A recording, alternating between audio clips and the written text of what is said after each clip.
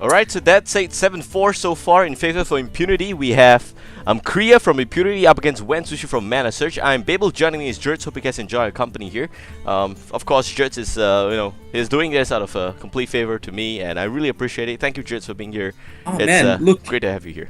it might be a favor for you, but it's a pleasure for me and hopefully everyone else on the cast. Got any feedback, by the way, everyone on the cast? Just let us know. Type on in. I'm just sort of hitting the commentating scene myself personally, so any feedback is appreciated. You can follow me on Twitter as well, by the way, at Jerdsie, Jerdsie. But never mind all that. The game is about to start, so let's see who's going to make it out alive here with this epic matchup of Druid versus Rogue. So far in the personal series between Crea and Wensushi, Crea winning one game up against Wensushi, and it's going to be his nasty rogue that Crea failed to stop in EHL Season 1.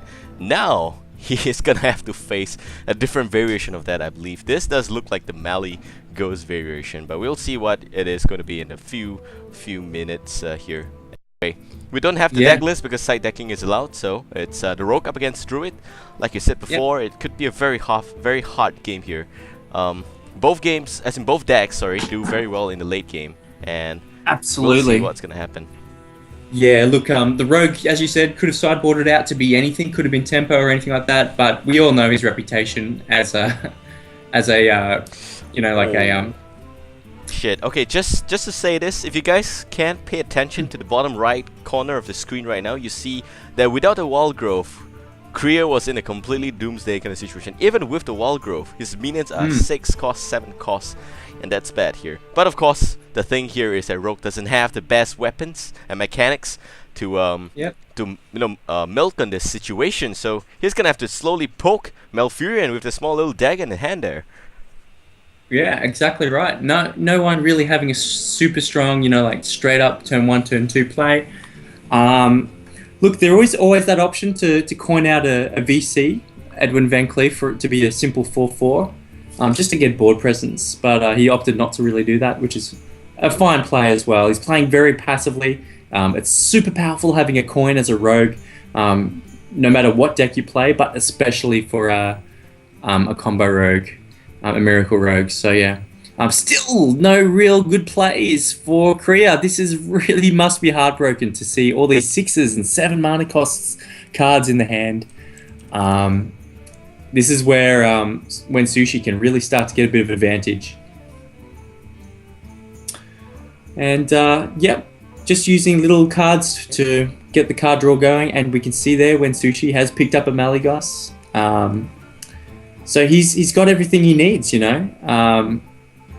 Oh, no, I tell a lie, he doesn't have an auctioneer yet, but I'm sure one will come through soon. And finally, we have a 6 mana card being spent, and Sunwalker goes down, providing quite a nice little wall that Wensushi's going to have to find some sort of solution for. Well, he's got Shift. Shift is a pretty good card. It will be able to dispel off the bubble, but the 4/5 is the real question here.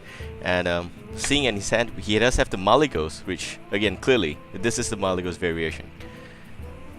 Yeah, absolutely. He's got the Mali in hand. It's a very popular deck right now on the ladder. It always does quite well. I've seen a couple of people pop into legendary status on Twitch streams using this deck. So not so much lately, but more in the early stages when the new season was all very fresh. Okay, so he pops the bubble there that way, and how is he going to get through? That's the question. Goes for the Eviscerate. That's a good call. I'd probably go for the same sort of play. What a way to finish off the turn with the 8/8 VC coming down. What a great card. Yeah, now, well, Crea, bad news for Wensushi. He does have the Sylvanas Windrunner in his hand, and I believe that's a pretty good power play here. And it's turn 6 technically, but it's 7 mana. I know it's confusing, sorry, but we don't have the Ancient of War that could be played very quickly. Well, nothing that could really kill it, I assume, coming in from Wensushi's side. He does have the Big Game Hunter, but most of his minions are not going to deal more than 7 damage or equal, so not expecting that to happen here quickly. Yeah, absolutely. And we can see Crea here is deciding to go for the 5/10 Taunter, dropping down the big Ancient there, and you know, that's a big thing to get past. It's just one of many big taunts that this Druid deck can use to protect He does himself. have Sap, though. Yeah, and look, that is always the play against the 5/10. You almost save the Sap for that very card, I would say. So very expected play. Hitting through with the VC for a big juicy 8 plus whatnot. He's already on 11, Babael. Is it already over? Not just yet. Not just yet. Just we're gonna have to cool down a little bit here.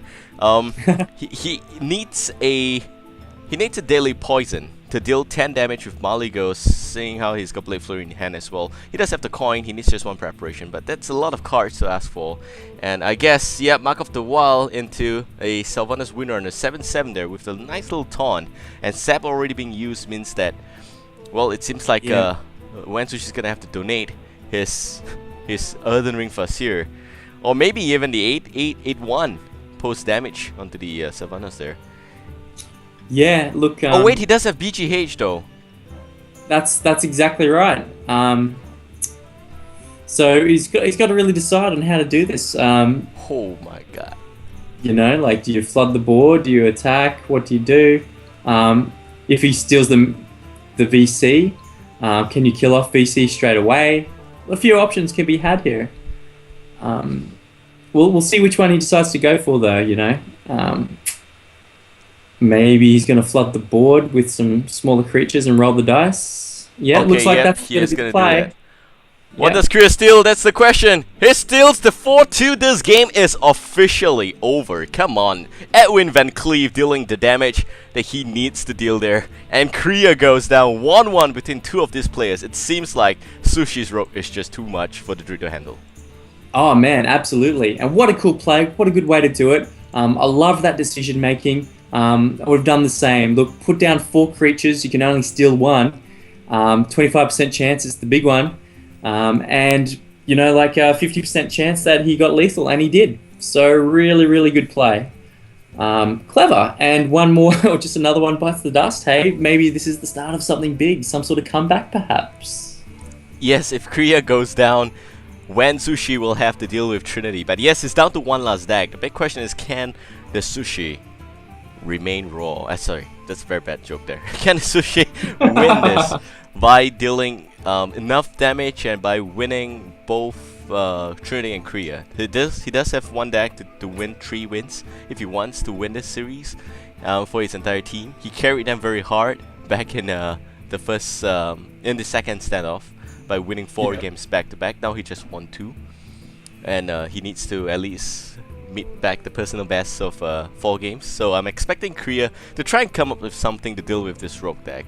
And no matter what it is, man, it's definitely going to be interesting. I'm going to give Crea a little bit of time here. Meanwhile, hope you guys enjoyed this cast.